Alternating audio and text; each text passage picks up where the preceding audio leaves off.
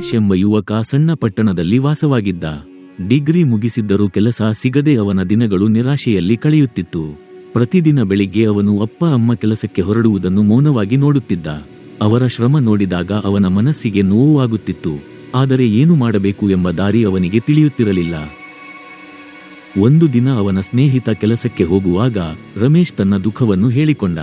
ಆಗ ಸ್ನೇಹಿತ ಶಾಂತವಾಗಿ ಹೇಳಿದನು, ಕೆಲಸ ದೊಡ್ಡದೋ ಚಿಕ್ಕದೋ ಅಂತ ನೋಡಬೇಡ, ಶ್ರಮ ಮಾಡಿದರೆ ಅದೇ ನಿನ್ನ ಗುರುತು ಆಗುತ್ತದೆ. ಆ ಮಾತು ರಮೇಶ್ ಮನಸ್ಸಿನಲ್ಲಿ ಗಾಢವಾಗಿ ಉಳಿಯಿತು. ಅದೇ ದಿನ ಸಂಜೆ ಅಡುಗೆ ಮನೆಯಲ್ಲಿ ಅಮ್ಮ ಪಕೋಡ ಮಾಡುತ್ತಿದ್ದಾಗ ರಮೇಶ್ ಅವಳ ಬಳಿ ನಿಂತು ಗಮನದಿಂದ ನೋಡುತ್ತಿದ್ದ. ಸ್ವಲ್ಪ ಸಮಯದ ನಂತರ ಧೈರ್ಯ ಮಾಡಿ ಅವನು ಹೇಳಿದ, ಅಮ್ಮ, ನಾನು ಪಕೋಡ ಮಾರೋ ವ್ಯಾಪಾರ ಶುರು ಮಾಡಬೇಕು.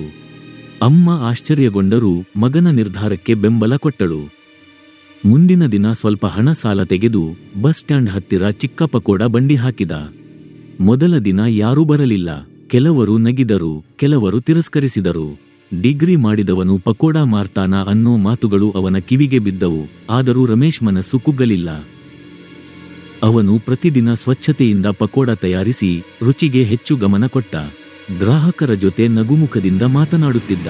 ನಿಧಾನವಾಗಿ ಜನರಿಗೆ ಅವನ ಪಕೋಡ ಇಷ್ಟವಾಗತೊಡಗಿತು. ಪ್ರತಿದಿನ ಬರುವವರ ಸಂಖ್ಯೆ ಹೆಚ್ಚಾಗುತ್ತಾ ಹೋಯಿತು. ಒಂದು ತಿಂಗಳೊಳಗೆ ರಮೇಶ್ ಪಕೋಡ ಅನ್ನೋ ಹೆಸರು ಊರಲ್ಲಿ ಪ್ರಸಿದ್ಧವಾಯಿತು. ಆದಾಯ ಹೆಚ್ಚಾಯಿತು. ಮನೆಯ ಪರಿಸ್ಥಿತಿ ಸುಧಾರಿಸಿತು. ಅಪ್ಪ ಅಮ್ಮನ ಮುಖದಲ್ಲಿ ಹೆಮ್ಮೆ ಕಾಣಿಸಿತು. ಅದನ್ನು ನೋಡಿದಾಗ ರಮೇಶ್ಗೆ ಜೀವನದ ನಿಜವಾದ ಸಂತೋಷ ಅರ್ಥವಾಯಿತು. ಒಂದು ದಿನ ಅದೇ ಸ್ನೇಹಿತ ಅವನ ಬಂಡಿಯ ಬಳಿ ಬಂದಾಗ ರಮೇಶ್ ನಗುತ್ತಾ ಹೇಳಿದ, ಪಕೋಡ ವ್ಯಾಪಾರ ನನ್ನ ಬದುಕನ್ನೇ ಬದಲಿಸಿತು. ಕೆಲಸ ಚಿಕ್ಕದ ದೊಡ್ಡದ ಅನ್ನೋದು ಮುಖ್ಯವಲ್ಲ, ಅದನ್ನು ಮಾಡುವ ಮನಸ್ಸು ದೊಡ್ಡದಿರಬೇಕು. ಆ ದಿನದಿಂದ ರಮೇಶ್ಗೆ ಸ್ಪಷ್ಟವಾಗಿ ತಿಳಿದು ಬಂದಿತು, ಶ್ರಮಕ್ಕೆ ಲಜ್ಜೆ ಇಲ್ಲ. ಸರಿಯಾದ ಪ್ರಯತ್ನ ಮಾಡಿದರೆ ಸಣ್ಣ ಕೆಲಸವು ದೊಡ್ಡ ಬದುಕಿಗೆ ದಾರಿ ಮಾಡಿಕೊಡುತ್ತದೆ. ನೀತಿ: ಯಾವ ಕೆಲಸವೂ ಚಿಕ್ಕದಲ್ಲ. ಶ್ರಮ ಮತ್ತು ನಿಷ್ಠೆ ಇದ್ದರೆ ಬದುಕು ಖಂಡಿತ ಬದಲಾಗುತ್ತದೆ.